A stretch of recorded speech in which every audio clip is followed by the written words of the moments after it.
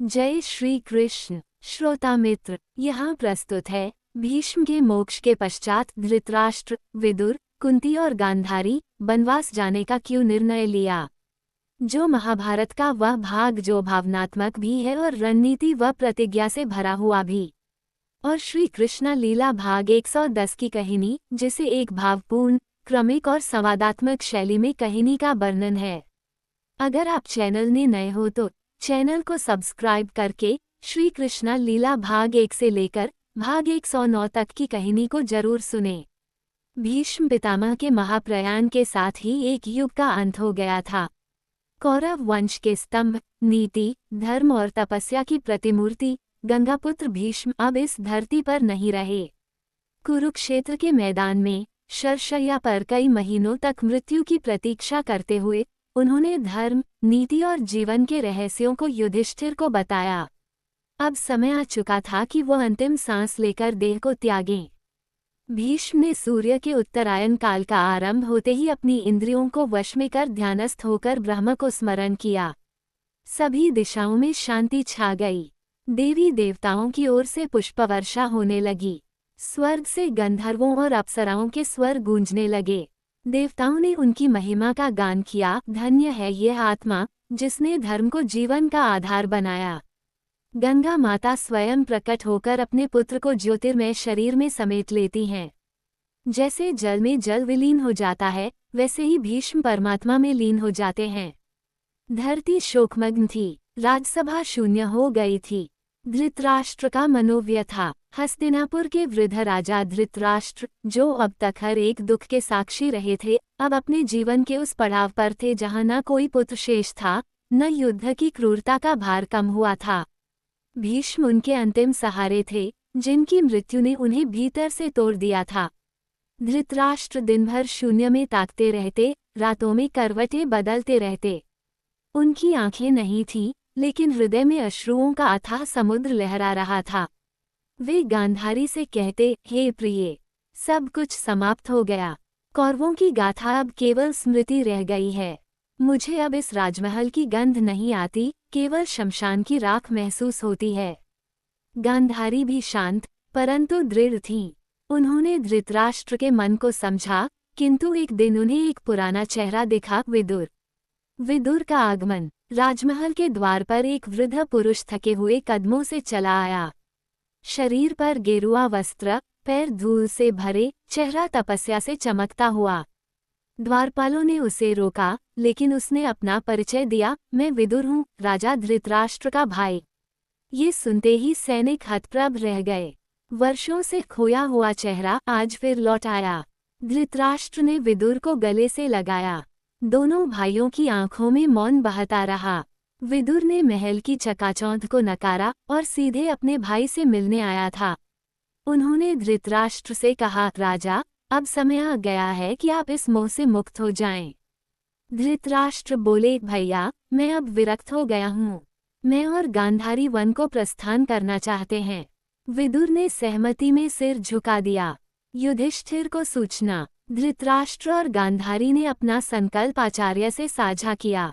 आचार्य ने ये समाचार युधिष्ठिर तक पहुंचाया। युधिष्ठिर के लिए यह एक वज्रपात था। उन्होंने तुरंत राजसभा में आकर अपने पितामह और मातामही को रोकने का प्रयास किया। वे धृतराष्ट्र के चरणों में गिरकर बोले, पिता तुल्य राजन, मुझे अनाथ मत कीजिए। आपका आशीर्वाद ही हमारे जीवन का आधार है। आप जैसे वृद्धों का राज्य में रहना धर्म है। वंगमन क्यों? धृतराष्ट्र शांत भाव से बोले, वत्स, अब मेरा कर्तव्य नहीं रहा। युद्ध में अपने सगे संबंधियों की मृत्यु देखकर मैं टूट चुका हूँ। अब शांति ही मेरा धर्म है। शास्त्र कहता है कि जब जीवन की संध्या आए तो राजमहलों को छोड़कर वनों में तपस्या करनी चाहिए। मैं और गांधारी अब आश्रम जीवन के लिए वन को प्रस्थान करेंगे। श्री कृष्ण की सहमति और कुंती का निर्णय। युधिष्ठिर ने श्री कृष्ण की ओर देखा। कृष्ण ने अपनी शांत मुस्कान में कहा, युधिष्ठिर, धृतराष्ट्र सत्य कह रहे हैं। यह उनका धर्म है। उन्हें रोको मत, बल्कि उन्हें आशीर्वाद दो। उसी समय कुंती सामने आई। उन्होंने कहा, मैं भी उनके साथ वन जाऊंगी। युधिष्ठिर, भीम, अर्जुन, नकुल और सहदेव सभी स्तब्ध रह गए। भीम ने कहा, माँ, आप हमें अकेला क्यों छोड़ रही हैं? कुंती ने गहरे स्वर में उत्तर दिया, पुत्रों, मैंने अपना धर्म निभाया है। अब मेरा धर्म मेरी सेवा में है। धृतराष्ट्र और गांधारी मेरे बड़े हैं। मैं उनकी बहू हूँ और यह मेरा कर्तव्य है कि मैं उनका अंतिम समय सेवा में व्यतीत करूँ। यही मेरी तपस्या होगी। विदुर का अंतिम व्रत। विदुर श्रीकृष्ण से मिलने गए। उन्होंने कहा, हे वासुदेव, अब मैं अपने जीवन के शेष दिन केवल आपके ध्यान में लगाना चाहता हूँ। मुझे अनुमति दें कि मैं वन में निवास करूं और आपकी भक्ति में लीन रहूं। कृष्ण ने उन्हें गले लगाकर कहा, हे धर्म के मूर्त रूप, आपका ये संकल्प स्वयं भगवत भाव से प्रेरित है। वन में जाओ और आत्मज्ञान को प्राप्त करो। वनगमन की यात्रा। वनगमन का दिन आया। धृतराष्ट्र, गांधारी, कुंती और विदुर चारों ने सन्यासी वस्त्र धारण किए। हाथ में कमंडल, मन में वैराग्य। पांडव उन्हें विदा करने आए, आंखें अश्रुपूरित थीं। युधिष्ठिर ने धृतराष्ट्र का हाथ पकड़ा और कहा, पितामह, ये काशी से बढ़कर तीर्थ है जहां आपने पांडवों को क्षमा कर दिया। हमारी शुभकामनाएं सदा आपके साथ रहेंगी। धृतराष्ट्र बोले, वत्स, तुम धर्म पर चलो। यही मेरी अंतिम शिक्षा है। गांधारी ने अर्जुन को आशीर्वाद दिया, वत्स, वीरता में विनम्रता जोड़ना, यही तुम्हारी विजय होगी। कुंती ने अपने 5 पुत्रों को गले लगाया। बोली, पुत्रों, मैं कहीं नहीं जा रही। मैं तुम्हारे हृदय में रहूंगी। अब मां नहीं, एक तपस्विनी बन रही हूँ। विदुर मौन थे, परंतु उनका तेज मुख सब कुछ कह रहा था। वे सभी वन की ओर चल पड़े, शांति की ओर, आत्मा की ओर।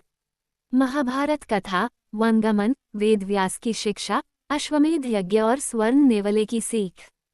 धृतराष्ट्र, गांधारी, कुंती और विदुर चारों मोह और संबंधों से दूर अपने शेष जीवन को आत्मज्ञान और तपस्या में बिताने के संकल्प के साथ वनगमन कर चुके थे।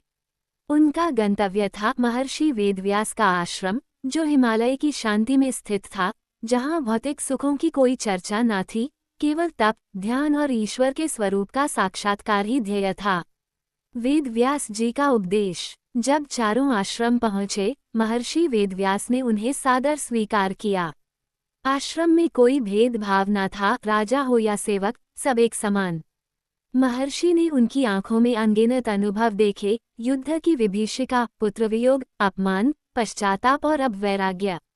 वेदव्यास बोले, हे राजन धृतराष्ट्र, गांधारी, विदुर और माता कुंती, तुम सबने संसार का भोग किया, रिश्तों में उलझे रहे, युद्ध और क्षय का अनुभव किया। लेकिन ये जीवन केवल इन्हीं अनुभवों के लिए नहीं है। अब समय है कि तुम अपनी आत्मा की ओर दृष्टि करो।